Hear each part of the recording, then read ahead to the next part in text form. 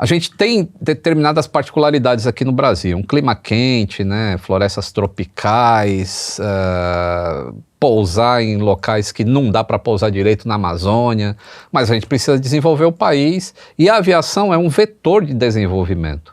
Sim. E aí o Osiris Silva queria construir um avião que não existia lá fora para operar em locais que eram específicos do Brasil. E aí começou a construir o Bandeirante. E ninguém te ensina... Isso quando, desculpa? Puta, final da década de 50 para 60 ali. Sim. Aí tava lá fazendo... Tava lá fazendo... O Bandeirante. Construir o Bandeirante, um bimotor. E aí o motor é canadense, aí tem que integrar essas coisas que vêm de fora. Mas eles começaram a Embraer daquele jeito, com o sonho de fazer um avião. E aí os engenheiros brasileiros são muito bons, cara. Engenheiro aeronáutico principalmente. O ITA forma engenheiros maravilhosos. Sim. E aí, pô, você junta um negócio que é extremamente exato, que é a engenharia aeronáutica, com o jogo de cintura que o brasileiro tem, de criar soluções que ninguém pensou. Tá aí a fórmula? Acho que tá aí a fórmula. E tanto é que muito engenheiro, as outras, né, a Boeing, a Airbus, elas pegam o engenheiro brasileiro. Muito. O engenheiro brasileiro, o engenheiro aeronáutico, né? O engenheiro aeronáutico, Ele é um cara bem valorizado. Bem valorizado. A Boeing, ela veio em São José dos Campos e criou um centro de engenharia da Boeing nos Estados Unidos e tem uns 200 engenheiros brasileiros lá trabalhando. E aí eu te pergunto, a gente está numa era hoje de inteligência artificial, de tecnologia e tal. Pô, a minha leiguice completa mostra que, pô, o piloto automático, ele já faz as coisas que um piloto teoricamente faria. Vai existir a chance de no futuro não ter pilotos pilotando esse voo? Vai dar merda, hein? Porque eu só confio no voo enquanto tá o piloto com o cu na reta. É lógico. Sabe o que? Imagina, tem que ter alguém lá, tem que ter alguém. Tem que ter alguém pra eu saber. Nem que ele nem esteja, mas eu achar que ele tá. Exato. Alguém tem que falar comigo. É isso aí. É isso aí que tá impedindo que a gente não tenha hoje Um piloto home office. avião sem piloto. Vai ter piloto home office então no Vai futuro? ter. Eu acho que vai ser o próximo passo, aí depois é sem piloto mesmo. Não, sério mesmo? Sério. Não pode. Não pode. Não pode. Então, a única coisa que está impedindo é a sociedade. A sociedade pensar assim, puxa, eu vou entrar nesse avião sem piloto? E aí? Cara, isso também é um assunto polêmico, sensível, mas a Airbus fala assim, né? E a Airbus é uma das mais avançadas em criar um avião autônomo. Não é um avião automático, é um avião autônomo. Você, quando entrava no elevador lá nos anos 70, tinha um ascensorista? Tinha. Que aí ele apertava o botãozinho para você ir. Aí, com o tempo, tiraram o ascensorista e hoje todo mundo entra no elevador e aperta o seu botão e vai para onde quer. Sim. Hoje, você aperta do lado de fora, inclusive, o elevador já diz qual que é o melhor para pegar e tudo mais, né? Sim. Trem. Você entra no metrô e o metrô não tem um maquinista lá na frente. Eu acho que tem. Então, você Na acha que minha cabecinha tem? eu acho que tem. E se não tiver lá, ele tá pelo menos na central. Tem Ou alguém não. operando. Tem alguém Ou olhando. não. Mas a inteligência artificial vai resolver esse problema de ter alguém olhando ou não. A questão é mais sociedade mesmo. Será que a gente quer isso mesmo? Será que a gente... E aí vai entrar a indústria de peso, vai entrar tanto a indústria aeronáutica quanto as empresas aéreas. Sim. Você manter um grupo de tripulantes é muito custoso.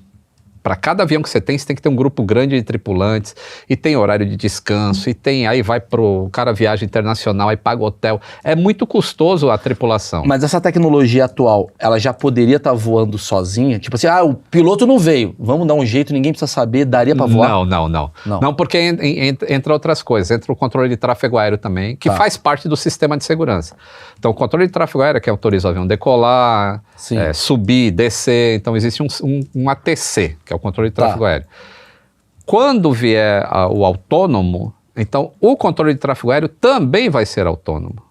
Então a informação vem do ATC. O ATC vai ter todos os aviões voando, vai saber como separar esses aviões. A questão é que essas coisas provavelmente serão muito mais bem feitas pela inteligência artificial do que por um ser humano. Tá. Porque quando a gente pelos pega... dados, pelas informações. Vamos voltar um pouquinho lá para os anos 70 da aviação. Existiam 3 caras na cabine de um avião. Antigamente eram 3. 3. O comandante, o copiloto e o engenheiro de voo. Que é quem ficava com os sistemas, anotando combustível, as coisas, mexia nas manetes.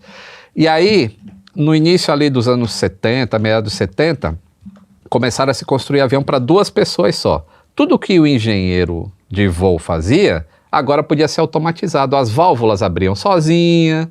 E aí no início foi aquela revolução. Não pode, vai afetar a segurança.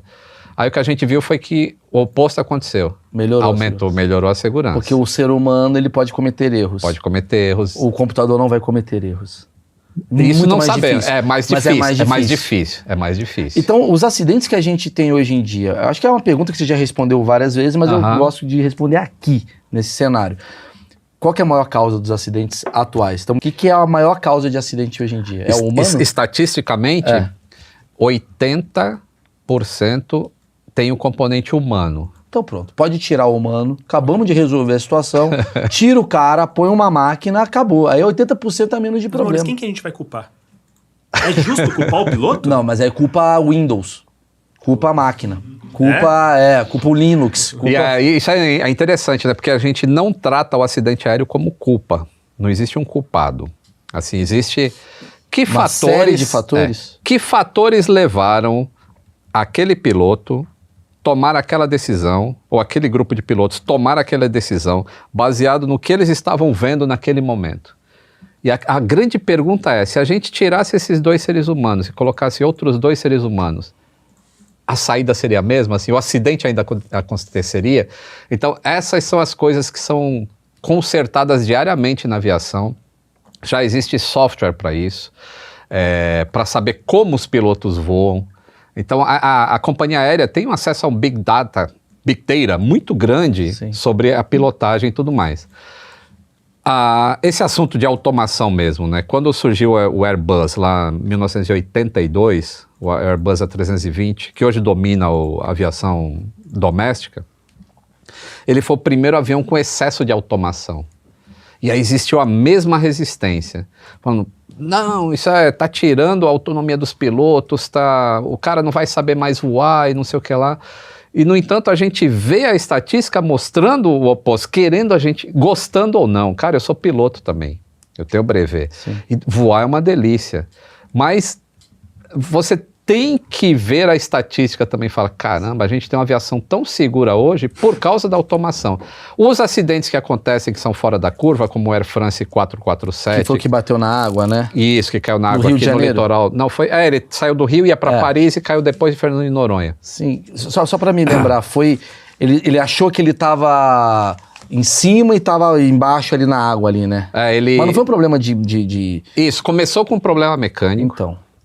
Porque são vários fatores. Começou com problema mecânico e eles perderam indicações de velocidade. Quem estava voando o avião era o piloto automático, como é em 100% dos voos que a gente pega. Sim. É o piloto automático quem voa o avião. Os pilotos ficam gerenciando o sistema, diminui a carga deles e eles conseguem gerenciar os sistemas melhor, como é que está a meteorologia, onde é que eu vou pousar, essas coisas. E aí... Quando o computador parou de receber essas informações de velocidade, o computador falou, não sei mais voar esse avião. Não tenho dados... Mas o computador é burrão também. Mas até confiar no computador também não dá, né? Ele precisa de dados. Desse jeito? Então, mas calma, a questão é por que falhou a indicação, né? Bom, mas enfim, o computador falou, não sei mais, o humano tá contigo. Aí tem uma maneira do humano voar aquilo. Só que, da maneira que aconteceu, os caras se perderam todo no cockpit. Em 4 minutos, o avião estava de lá de cima. Ele estava em voo de cruzeiro, 35 mil pés. Em 4 minutos ele chegou no mar. Então, mas não foi excesso de, talvez, vou jogar um achismo que eu sou burro. Sim. Que é aquela coisa assim, o computador tá fazendo. É na hora que me dá a impressão que o computador, é igual o GPS. O GPS fez eu parar de entender como é que eu chego na rua. Porque agora tá automatizado, eu vou chegando. Aí desliga, eu fico perdido. Sim. Esse excesso de máquina não atrapalhou o humano? Esse é o meu ponto. Então, esse é o meu ponto. Que... A automação, ela realmente tira a... Como é que chama isso? Habilidade. Não é habilidade, tem a expertise, assim, do cara, né? O skill dele de voar o avião. Realmente tira. Mas a quantidade de acidentes que acontece é tão ínfima que isso é tão fora da curva que, pô, a gente pode... A aviação é sempre análise de risco. Falou, pô... Se a gente botou um monte de automação, a gente diminuiu muito o número de acidentes, então se o piloto não souber mais voar direito, os nossos aviões são tão confiáveis que raramente vai ter um problema desse. Então tá tudo bem. Sim. Não é que tá tudo bem, não é tá tudo bem. A gente perdeu 228 pessoas nesse voo. Não tá tudo bem. Mas quando você analisa o grande ganho de segurança no sistema mundial, então valeu a pena ter feito automação em cockpit. Tá, eu vou te fazer uma pergunta para deixar já preparado para o merchan que eu aprendi com o João Kleber como é que faz. É isso. A pergunta eu quero que você me fale, já vai pensando aí, qual foi o acidente mais bizarro de todos os tempos? Essa pergunta bizarro, você pensando. Ô, louco. O mais bizarro, eu fiz uma pergunta pra você Ninguém nunca me fez essa pergunta. Pois é, por isso. E aí vai vir um acidente mais bizarro que você fala, cara, olha a cagada que deu nesse acidente. Voltando pra pergunta agora, acidentes bizarros. Cara, tem um acidente muito bizarro, é que ele foi causado. Ele não é um... Porque acidente normalmente é alguma coisa que acontece que é um imprevisto. E esse ele foi causado, então eu acho ele muito bizarro. Foi um piloto de uma empresa aérea de Botsuana. Essa empresa aérea tinha 4 aviões. E era a maior empresa de Botsuana, com 4 aviões. E um deles estava em manutenção e era tão caro que não ia voltar a voar. Então tinham 3 aviões. Aí esse cara estava descontente com... Ele foi pedir alguma coisa, não sei se foi aumento, alguma coisa, pro dono da empresa. E parece que ele foi meio escorraçado. Ele falou, E aí ele saiu bastante irritado. E aí ele desceu do prédio, ele entrou na pista, ele entrou no avião, que é o avião ATR, que é esse avião que a Azul usa, aquele que tem 2 hélices, sabe que? Então entrou num avião desse, deu partida e decolou sem autorização da torre, ele sozinho no avião. Meio World Trade Center, assim, hein? Meio World Trade Center. E aí ele ficou voando assim em cima do aeroporto e conversando com a torre, né? Falou assim, eu quero... Pedindo aumento. Pedindo aumento. Pedindo aumento, porra. Não, e foi mais ou menos assim, eu quero falar com o presidente. Agora eu não lembro se é o presidente do país ou o presidente da empresa. Dando volta com o avião. Dando volta com o avião em cima do aeroporto. E aí, chegou uma hora, e ele ficou mais de 1 hora voando em cima do aeroporto, assim, ameaçando. Ele falou, eu vou jogar o avião no prédio da empresa. E aí, chegaram os negociadores, e aí convenceram ele a não fazer isso, porque tinha família lá e tudo mais. E aí...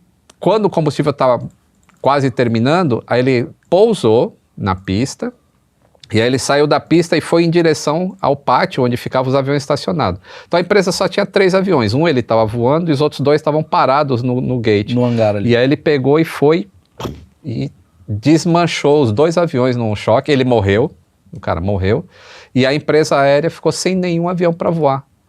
Ficou 2 anos sem... Por causa de $40 a hora. De Chupa, aumento. patrão. É isso mesmo.